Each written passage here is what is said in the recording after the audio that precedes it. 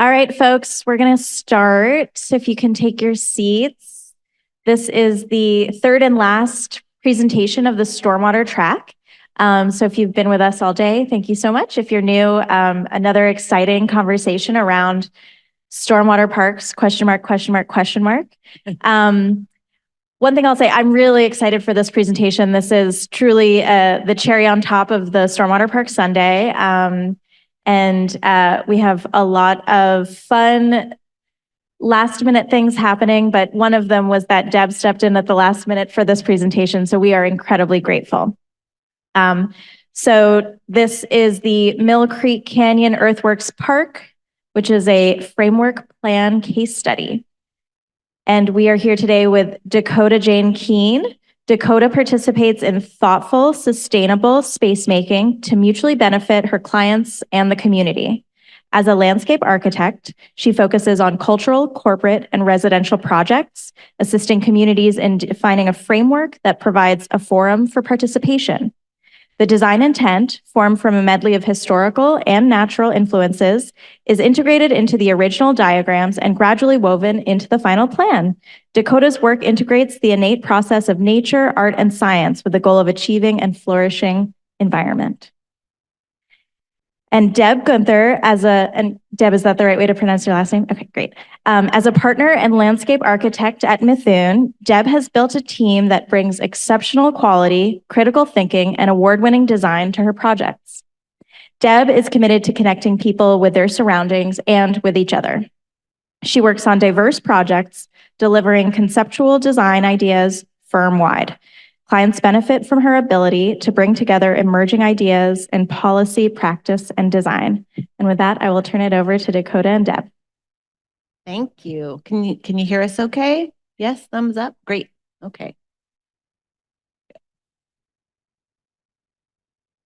So welcome to the Mill Creek Canyon Earthworks Park Framework Plan. We're excited that you're here and we have some really wonderful and fun things to share today. This slide just shows the existing park and how diverse it is, from land art through really natural space. It's an incredible, incredible place in Kent, Washington. And this is a map of the area. You can see surrounded in red is Earthworks Park, and then Mill Creek Canyon, which is feeding the park and passing through the park, is coming from the sort of right-hand side. So it's about a mile-long canyon and kind of an appreciated place that's not very visible to most people. And so a primary goal of this framework plan was to say, wow, we have this amazing gem in Earthworks Park and this adjacent canyon. How do we get more people to come here? Oops, sorry. So it may not even be an understatement to say that we probably wouldn't be in this room for if it wasn't for things like Earthworks Park in this region. So it really started the stormwater eco revelatory kind of design movement and really moved this region relationship with the Puget Sound, and Prince George's County, Maryland is another place that in those early 80s was really driving a lot of the stormwater change in the country. So between the two sort of estuaries in the country, there, we can really see where that leadership has the history of the leadership that we have today. So I wanted to share this. We wanted to share this land art as really the impetus for why Earthworks Park exists. And in the upper left, the Spiral Jetty by Robert Smithson in the 60s all of these are examples of land art that was a response to the environmental movement of the time. For Clean Air and Clean Water Act happened in that period. And the artist community, some of these land artists wanted to get out of the New York white wall gallery space and into the environment. And so they came out west, did these massive, kind of environmental land art, and really inspired a lot of people to kind of follow suit. And a lot of that art was about time, about processes, ecological processes. And that is all kind of represented in Earthworks Park in really the foresight that this group had in King County. For the King County Arts Commission in the 1979 hosted a land reclamation as sculpture conference. And I think this really was the impetus of a number of land reclamation art pieces in the region. And the upper two left folks, Robert Morris, who did Johnson Pit 30, which is in near Kent, and then Herbert Bayer, the designer of Earthworks Park, were the two that actually built something after this symposium. So, here's Herbert Bayer at the park, and his background was multi-talented. He was actually a graphic designer by training, but he was multi-talented in sort of how he was thinking about design, part of the Bauhaus movement. And this kind of quote from him, this idea that the art of the future would go to the street, to the people, to the environment, really came true. Like if you see on the right, the massive number of people that came to the park when it opened, and then the other two photos are when the city of Kent named the site their first historic landmark, and then people, promoting the bond movement to support next phases of the park. So really a lot of momentum around the park over the years. And so this is just another one of those steps in the momentum of building enthusiasm for the park. So this is just graphically one of the beautiful drawings from that time period, kind of showing some of the patterns of the water. And I think this next picture shows maybe better how the park functions. The upper on the left, you can see when it was first built, the upper part of the drawing shows a stormwater detention pond that's really a sedimentation pond. And then as the water flows through, the bottom piece of the drawing is really a earthen dam that is holding the water back. And so the water comes and goes in this, and the geometric shapes are quite amazing because they're, how much of the geometric shapes you see is affected by the water levels in the park. Thank you. So what you see here is the city of Kent in the context of the 2022 Parks and Open Space Plan. And Methuen embarked on this starting in about 2017, and then we, over the past couple of years, picked it back up. And I just want to also credit Herrera, was our civil engineer.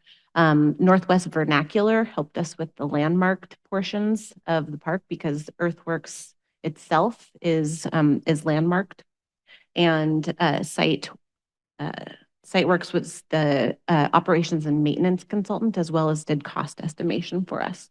So the Parks and Open Space Plan was really the impetus for this frameworks plan that brought to bear the need for nature trails, desired programming like farmers markets, natural areas, and restrooms as well. And the city of Kent conducted this assessment and identified Earthworks Park. And I'll point out where that is in the city here. It's right here as a sort of a heat for it being a place where those things could be accommodated, as well as the need being great in that location.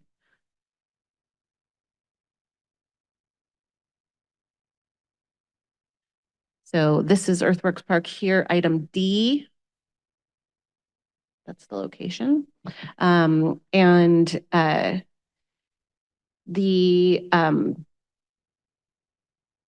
goals that were set forth by the Parks and Open Space Plan in relationship to this park, improved canyon trails, as well as new parks within new acquisition areas that I'll point out in a few minutes, and then crossings between East Hill and Scenic Hill, as well as neighborhood connectivity in general. And so really it's an important thing to keep in mind as we go through this plan, that there are two neighborhoods here that really need to be knitted back together. East Hill was a disinvested neighborhood within Kent, and Scenic Hill. One side really has quite a bit more connectivity to the park, and another side is separated by State Route 522.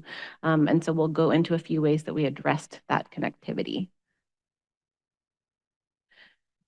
So what you see here is a long map of the site. On the end, as Deb pointed out, Earthworks Park, and within this portion, there's the landmarked piece, but the edges had really become, the connectivity had really become derelict. And so finding ways to create connectivity at that end of the park. It's really important to note that also the downtown Kent is located immediately to that zone, but it's a very underutilized and little known about gem within the Kent Park system. And then, of course, this incredible canyon that flows all the way back through. And it's just something that many people in Kent had no idea existed. So I'll go into a little bit more detail about some of the improvement areas in a few minutes, but building on the Parks and Open Space Plan and really creating more specificity as it related to Mill Creek Canyon and Earthworks Park. We identified aspects such as history and culture, and really elevating the stories, the multi-layered stories that occur here, both indigenous communities, as well as the flora and fauna, and the logging history of this area. Trail improvements, we're going to talk a lot about that because that was such an important aspect to the community. And really the need for varied levels of trail experiences, from easier walks or walks around the neighborhood, but also deeper into the canyon, connecting people with natural resources in diverse ways and diverse experiences, health and connections, so enhancing and welcoming street connectivity and transit connections, making sure that wayfinding was available. It's really, as you experience this park, and we encourage you all to go, it feels like an urban park at one end, and then as you come into the park, it begins to feel more and more like a national park. The traffic sound starts to die down. The bird song starts to come up, and it becomes more and more immersive. But the issues were really the fact that the trail system had started to not be, it was not being maintained, and they were having washouts. There were some issues with feelings of not feeling safe in the park. And then the lack of connectivity and the lack of equity for everyone from the city of Kent being able to access this park. And then finally, implementation as another important goal. We realized early on in collaboration with the team at the city of Kent that creating excitement and momentum and early wins in the process of building this framework plan with the community was a way to be able to bring attention to this park and start to create that investment. So we started with having events in the park itself. And you see here 2 towers of engagement where we have different activities where folks can write program elements right on these tabs and stick them up on the map. We also had maps that you could directly draw on, or for folks who wanted to just sort of categorize different elements of connectivity, trail systems, programming. We had sticker categories for that. So we had event in the park, and then we also had events at the library. And then we also did online surveys in cooperation with the city of Kent. We received 323 survey responses, and we asked questions around park use, visitor experience, and future visions. And then those public workshops that I mentioned had a total of 133 participants. So the key takeaways, excuse me just a second, let me advance over here. So loud and clear, we heard from folks that they, as I mentioned, hadn't been aware of this park in many ways. Only 85.5 of the survey respondents had visited the park, and most of them visited both Earthworks Park and Mill Creek Canyon, but didn't go all the way into the canyon because of the limitations due to the trails. folks talked about appreciating the biodiversity and the natural character of Mill Creek Canyon itself, but also identified wayfinding as a way to improve accessibility, and the fact that trail improvements really would encourage people to come back over and over again. And then, as mentioned before, the importance of programming. So art and play, folks really responded to the idea of ecological restoration parties and classes, and that went back to the needs that were identified in the Parks and Open Space Plan of programming and events, farmers markets, that type of thing.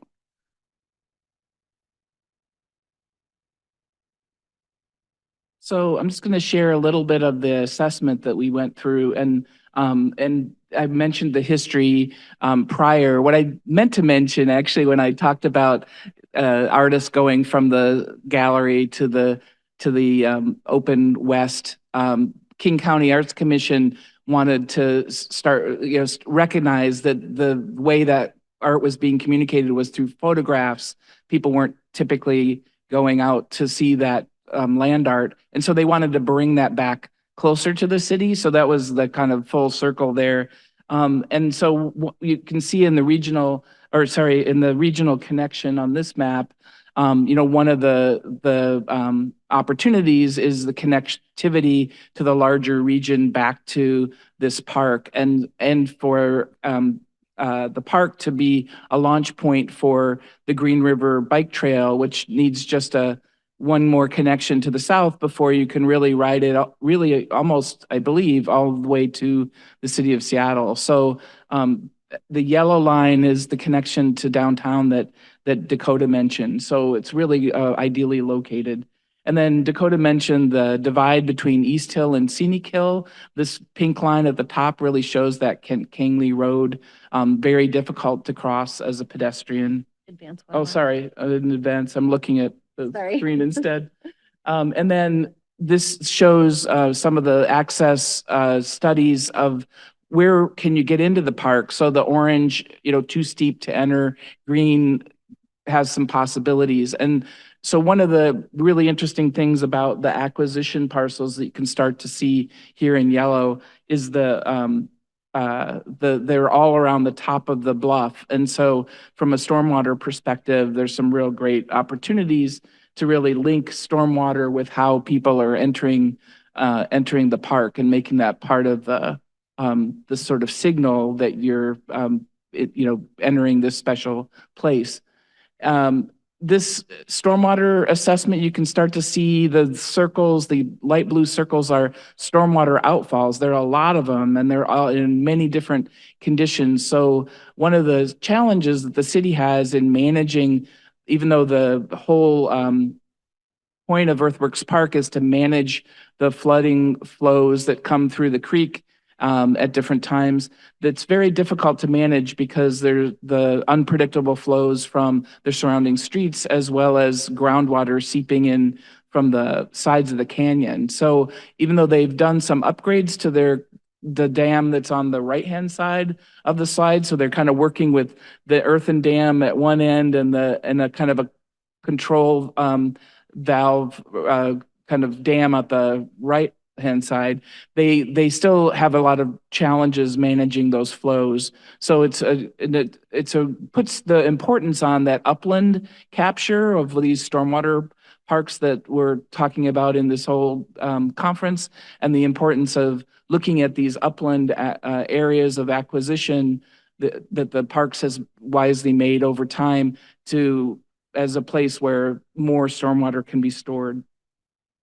I'll just say that Dakota mentioned the erosion issues, and all those brown areas are washouts and erosion kind of challenges, and which another reason to manage those upland flows. And then just an amazing group, the City of Kent Natural Resources Group that has grown substantially through the City Council's commitment to managing this park more effectively, and getting rid of invasives, managing trash and debris hotspots, walking the park and connecting people to resources, being kind of a concierge of telling people about the park. So there's a lot of awareness that the natural resource people are also doing in the park. So this is a map of just observationally those natural resource folks letting us know where those invasives are. And so we can kind of do double duty, come into some strategic areas and get rid of invasives at the same time that improvements are being made. Okay, so what you see here is starting to form the framework plan. So on your left side there, you see Earthworks Park, and we started to create some place names for newly acquired properties that were contiguous with touching the park essentially. So the meadow is just a little ways into the park, and this is really kind of a flat area that is located just inside where the Earthworks Earthworks Park starts to transition more into the canyon, and this is a flat meadow. There used to be an amphitheater in this zone. We really identified this as an area for nature play and experiencing the creek in this location, especially for families. It's more accessible than other parts of the park. And then moving further into the canyon, but upland and located next to a high school and an adjacent green open space is what we were calling the plateau, because this area is upland but flat and has a really wonderful sense of a canopy of trees, but also incredible restoration with the group that Deb just mentioned, with native plants, ferns, mahonia. It's just a really open, dappled light, wonderful experience, and very high opportunity for reconnecting back to the East Hill neighborhood. And then Forest Canopy is actually a vacated street along the edge of the park. And that is something that we're identifying as a potential. It's actually planned for potential development in the next 10 years or so. And we hope that there will be opportunities for partnerships with that private developer for stormwater experiences along that edge. And we also identified this area as a potential location for a suspension bridge, as was identified in the Parks and Open Space Plan, back to that idea of stitching these two neighborhoods back together in a real way and being able to traverse the canyon in an accessible way. And then finally, upstream on this far right side, that was a double lot acquired property that was formerly residential. And so that was identified as a location for restrooms, as a trailhead, and another area for nature play and education outdoor classroom. So rather than going into all of the detail on the improvements that were identified in the different new parks within the park and the trailheads, we want to just talk quickly about the trail network, and then we'll switch gears to sort of something that might be surprising. But just to look at this, we really wanted to understand sort of the different needs and levels of the trail experiences, from an easy urban walk and one that might be more family oriented, that would create that connection to Meet Me on Meeker, to the downtown Kent area, more of a park trail, which is kind of an intermediate. And we identified two different characteristics of a downtown rim route and a water trail within that. Those are mostly gravel. They're about 2 miles. And we're looking for ways to create designated trail experiences. And then finally, the hiking trail. It's a little bit more of an elevation gain. It's more of a packed earth surface, like something that you would find in parks, in national parks or state parks. And that included the adventure loop and the hike to downtown. And so these are all illustrated, located in conjunction with the trailhead, so that there's legibility from the rim, from the two neighborhoods, and then actually 3 counting downtown.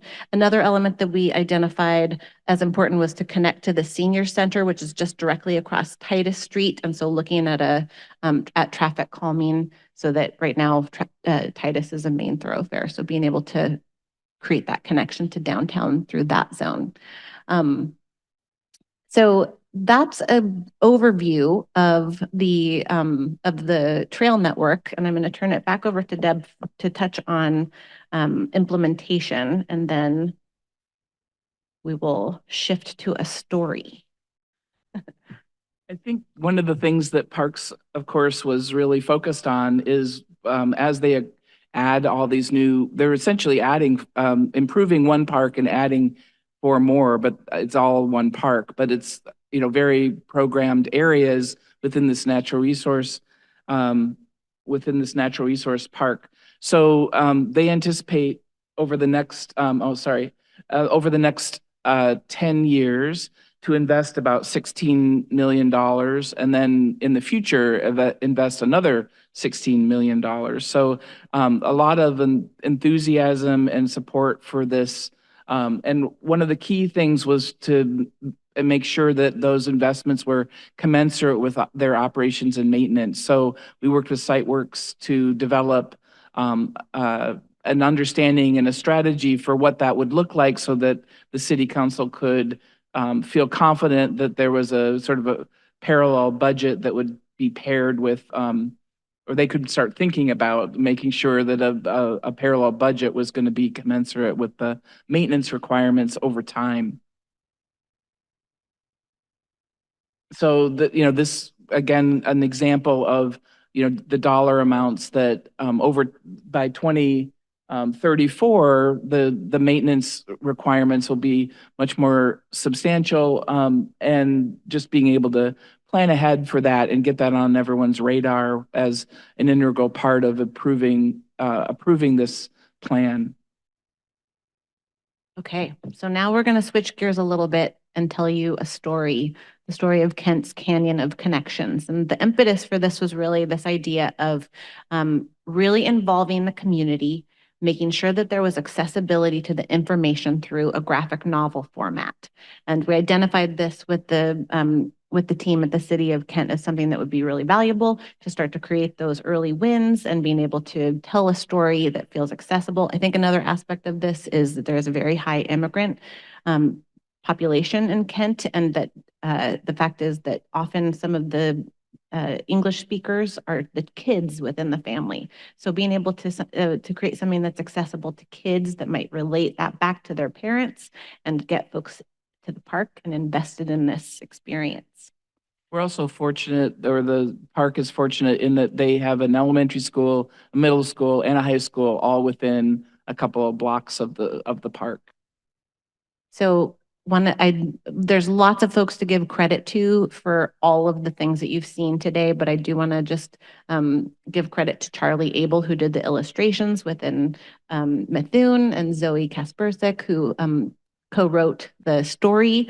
So here you see that the same map that we've been showing you, but in a graphic novel format. So what we're going to do is walk through these areas through the eyes of the community. And so this first slide shows this idea of a festival happening at that far end of the park by Earthworks, where the street has been calmed and there's a farmer's market or a class, and that might just be ending. And it also gives us education into what the function of the land art sculptures do. And then it moves into meeting Aisha and Mia. Aisha and Mia were inspired by two women who came to the Kent Library at one of our engagements and said, "We've lived here our whole life and we didn't know this place existed. We're so curious to go visit." And so we incorporated them into this graphic novel. So they start to go through all of these different spaces, and you can see at the always at the upper left, we've located where you are within the experiences of those newly acquired properties that will be improved. So here we're talking about camas meadows being implemented, that seed keepers explain some of the indigenous uses of what camas means, and how they taste when they're baked, or when they're cooked like baked pear. Try to really incorporate experiential moments within. And then they start to continue up into the canyon and have this pretty wonderful conversation about their discoveries along the way, about plant identification, And even to the point where they taste the salmon berries and identify the Doug fir and the bleeding heart and get excited about it and kind of geek out on what it's like to have that experience further into the trail system.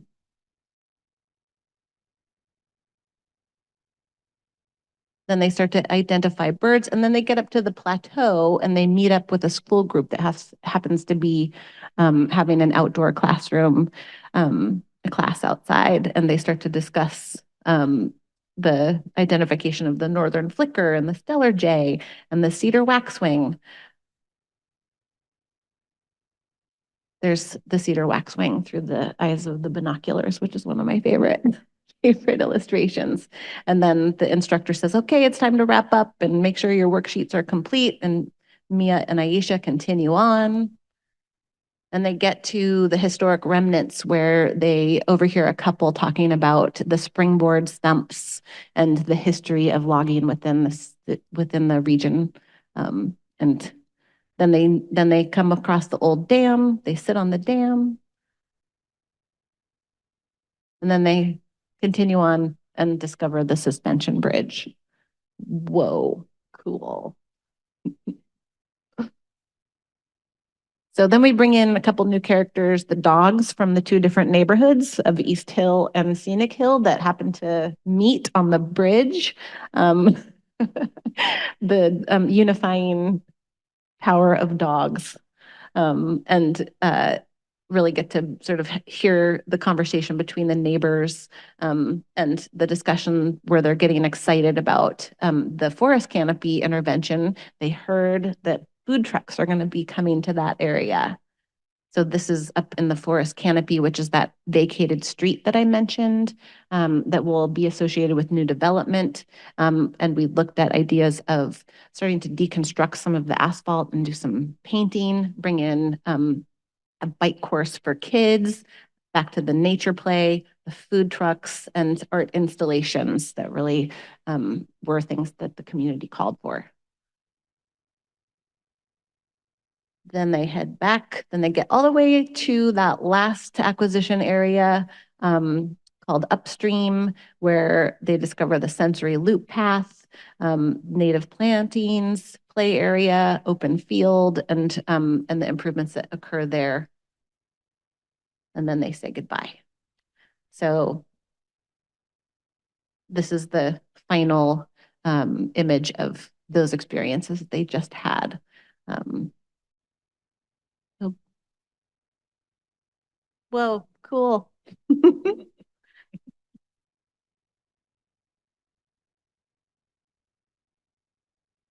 Oh yeah, we have some time for questions.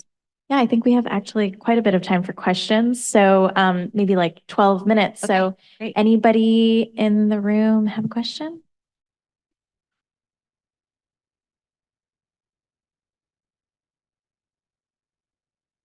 Hi, I love this. Is this like on Kent's website or It something? will be. It will be. So where we are in the project is that the framework plan and the graphic novel were just presented to the city council.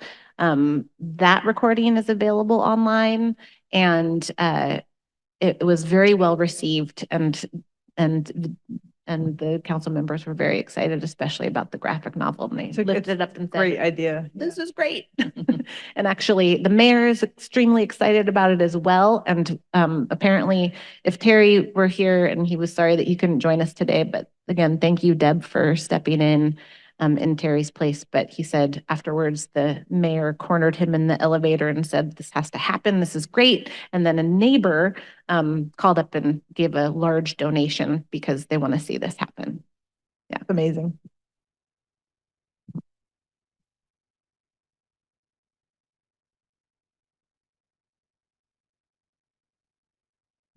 This is a really nice plan. I was wondering if the funding plan includes grant funding from the RCO WWRP program or any other grant funding from the state or feds, since there's funding available for that.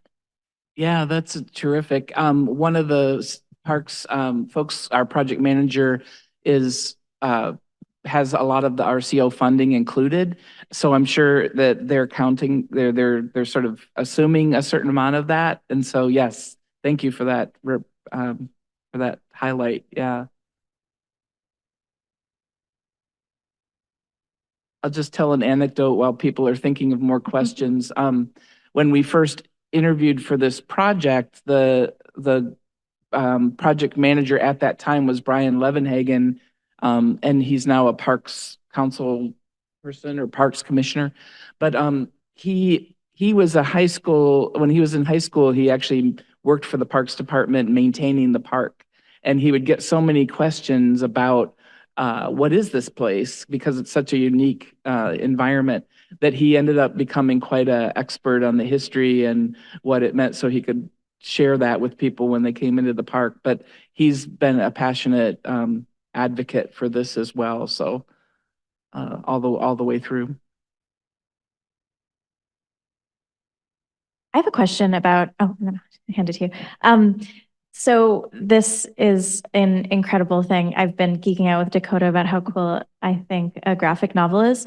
I had a friend just write a graphic novel, and she was so beholden to her publisher and all the things that are part of the publishing world. I'm so curious how you're going to publish this, what it's going to, like, what the physical thing is going to look like. And, you know, is this like a new paradigm of like public works projects as publishing agencies? I love that. That's Yes. great. I actually do have some printed, so I can share with you how it feels to hold it and thumb through it. And I know that it will be available on the Kent website. I don't know the answer to your question. I think for us, we were looking for, and actually this is true for many of the projects at Methuen, we're looking for different ways to express design and experience and public benefit in a way that feels approachable and doesn't just rely on the typical ways that we usually are. You know, I will say, I think our maps are beautiful, and maybe they aren't going to resonate with everyone in the community. So this came from an internal design crit where we really asked ourselves, what can we do that would be different and would be supported by Kent? And so going back and presenting this, we ended up switching out some of our scope and doing this instead of, you know, the typical rendered views that you might see of each one of those acquisition areas. And we did do work on the individual acquisition areas as well, and that's what generated the ideas for the graphic novel. But they were so excited, and we really co-wrote it with them. And I have to say there was a little bit of AI involved in generating the first version of it, but I don't think that any of that, it was a great way for us to plug in information and be able to have a framework and then really co-author together. And of course, it's gone through many iterations of edits and reviews from within the city to make sure that it's telling the story that everyone feels comfortable with. I'm not sure I answered your question because I just don't know the answer about whether there would be a new publishing venue there. But I think it's just important because to think about different work products that we, as practicing designers and engineers and anyone in this field, knows that unless you have investment by the community in a real way, it often isn't implementable. Hey there. Current Kent resident, actually, and Kent high school graduate. I was wondering, did you all... Mascot, Scott. What was the mascot? The Conquerors. Does not age well. Did you have a chance to develop more site scale design recommendations, or does that come later on? We did. And I can show you a few of them. Let's see. So this is the site scale at Earthworks Park and Meadow. And you can start to see some of the elements here for the restoration zones, outdoor classroom, nature play, and that type of thing within, and we looked at different phases. This is Plateau, where we started to look at actually a pedestrian overpass that connects campus park, which is going to be soon developed with a loop within the plateau zone, overlooks into the canyon. So really bringing people right up to the edge of the park, and as well exercise and parkour equipment. So what you can see, it's very diagrammatic and not necessarily full design. And it was because of this being a framework plan and because of the long schedule for implementation, we really wanted to leave it open-ended, but program it to the point where we could price it. And that's what we did, and then shifted gears to the graphic novel. So this goes on, and then this is the that forest canopy where the food trucks and the street vacation, as well as the overlook and the bluff path. And then this is the area that eventually will most likely be mixed use development. And hopefully there'll be stormwater opportunities in partnership with that developer.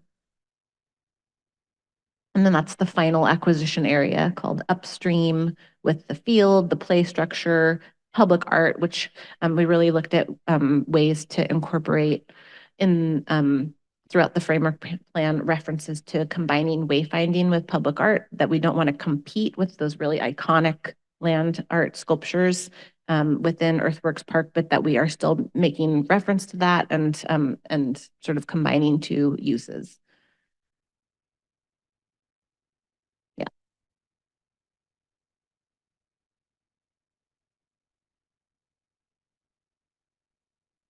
All right, well, if there are no other questions, I think we can wrap this one up. And yeah, let's give Deb and Dakota and all our speakers from today a big round of applause. See you at happy hour. Thank you. I don't know how to turn it off. Okay, we're going to give folks a few minutes to filter in from the other breakouts. So just take a moment, stretch, come up and ask Dakota and Deb more questions, and we'll get going in just a moment. Yeah, right. That's right. Thank you so much. That's so good.